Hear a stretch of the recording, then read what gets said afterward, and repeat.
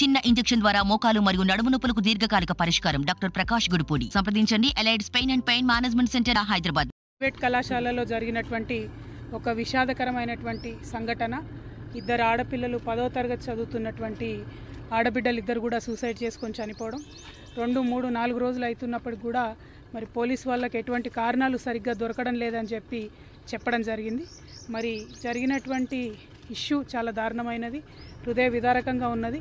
ఇద్దరు ఆడపిల్లలు ఒకటే రూమ్లో సూసైడ్ చేసుకొని చనిపోవడం, మరి ఒక అనుమానాస్పద రీతిలో ఉన్నటువంటి సూసైడ్ లెటరు, ఇక్కడ చూస్తున్నటువంటి పరిసర ప్రాంతాలు అన్నీ కూడా కొద్దిగా అనుమానాస్పదంగా ఉన్నాయి. మరి పోలీస్ వాళ్ళు తక్షణమే మంచిగా ఇన్వెస్టిగేషన్ తరోగా చేసి దోషులు ఎవరన్నది నిర్ధారించాల్సినటువంటి అవసరం ఉన్నది.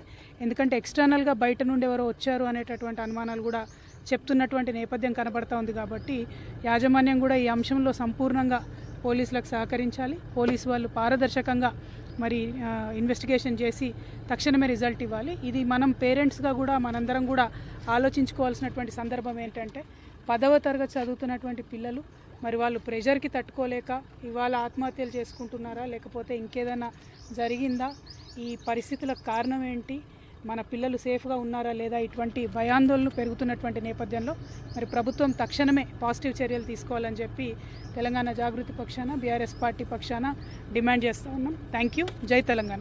మరిన్ని వీడియోస్ కోసం ఛానల్ ని సబ్స్క్రైబ్ చేయండి. లేటెస్ట్ అప్డేట్స్ కోసం వాట్సాప్ ఛానల్ ని ఫాలో చేయండి. అండ్ లింక్ డిస్క్రిప్షన్ లో ఉంది.